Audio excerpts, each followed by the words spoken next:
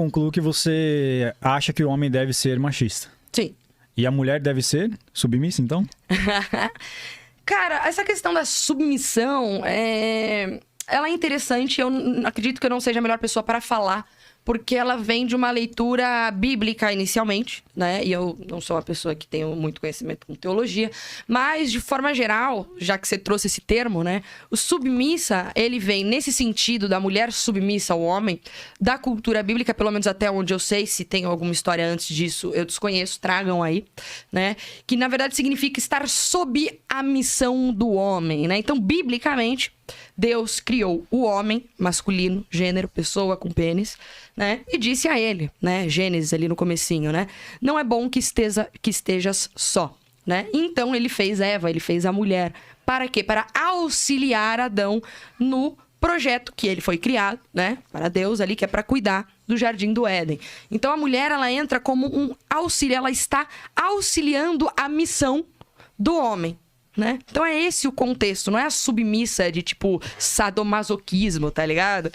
Então é nesse sentido, a submissão é nesse sentido. Agora, a mulher, e aí é um jogo de palavras legal, né? Porque se o homem é machista, a mulher é o quê? Se você não tivesse falado submissa, tem uma pessoa aqui meio distraída, fala, pô, feminista, por causa da terminologia, né?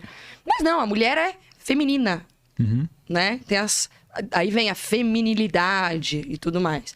Que são as características, né? E uma das características é ela ser submissa.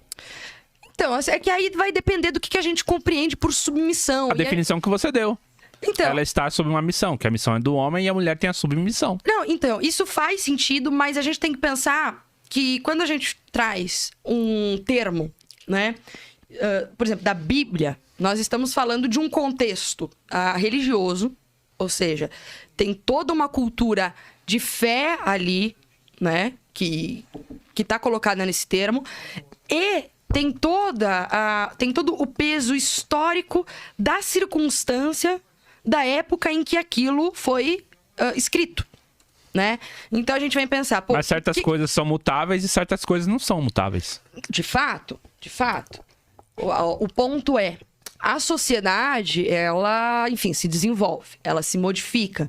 Novas coisas são criadas, novos estilos de vida são desenvolvidos e as pessoas cada vez mais se encontram em situações de realidade distintas, certo? Com novos problemas, novas soluções, novas questões, né? Então, assim, quando a gente tem, por exemplo, né, com a Primeira e Segunda Guerra Mundial, que os homens todos saíram do mercado de trabalho, as mulheres foram, em alguma medida, obrigadas a trabalhar em fábrica, etc e tal. Obrigadas, entre aspas, né? Porque mulher pobre sempre trabalhou, seja em lavoura, seja onde quer que seja, né?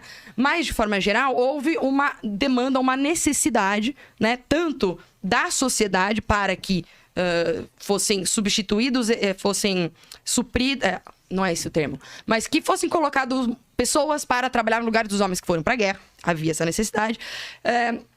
E, além disso, perdi minha linha de raciocínio. Mas, enfim, a partir do momento que as mulheres entraram no mercado de trabalho, com toda essa problemática da Primeira e Segunda Guerra, né? E daí criou-se essa cultura, né? Essa naturalização, dentro de um contexto, isso é muito importante, inclusive, de uma sociedade industrial, né? Quando a gente vai conversar sobre esses assuntos, é muito diferente a cultura da indústria, a cultura de uma cidade grande, da selva de pedras, de uma cultura mais... uma cultura urbana, esse é o termo que eu esqueci, de uma cultura de enfim, terra, de mato, né? Etc e tal. Então, o que acontece? Com o passar do tempo, certo? As mulheres, elas vão entrando no mercado de trabalho, elas vão naturalizando isso como um comportamento comum.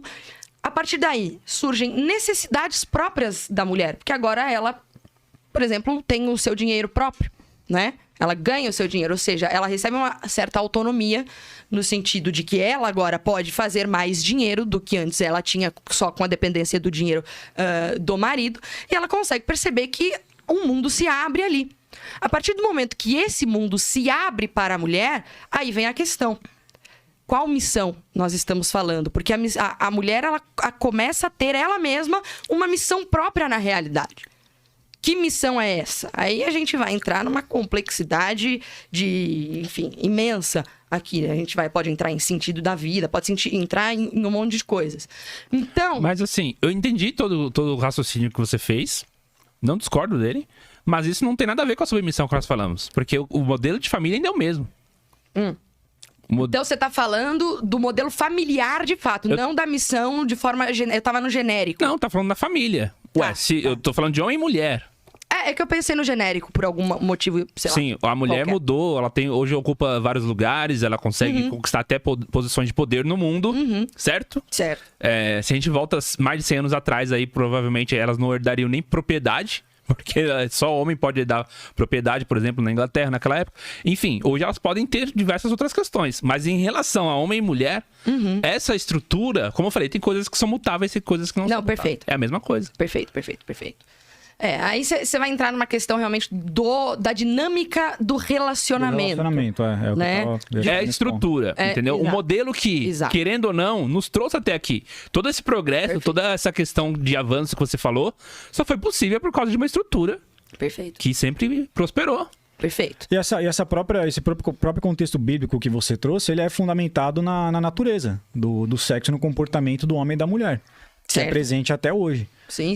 É um contexto comportamental social, mas é que ele é oriundo da natureza do sexo. Inclusive do próprio fato da mulher engravidar e o homem não. Logo, a mulher fica, no mínimo, 9 meses. Se ela tiver... 9 meses não, porque ainda tem todo o período de amamentar. Então, vamos colocar lá 3 anos e 9 meses, no mínimo, né? Em que ela fica realmente muito reclusa para poder fazer qualquer outra coisa, porque tem essa criança ali para cuidar. Então, é da própria natureza do homem, física do homem e da mulher, né? Que a coisa aconteça desta forma.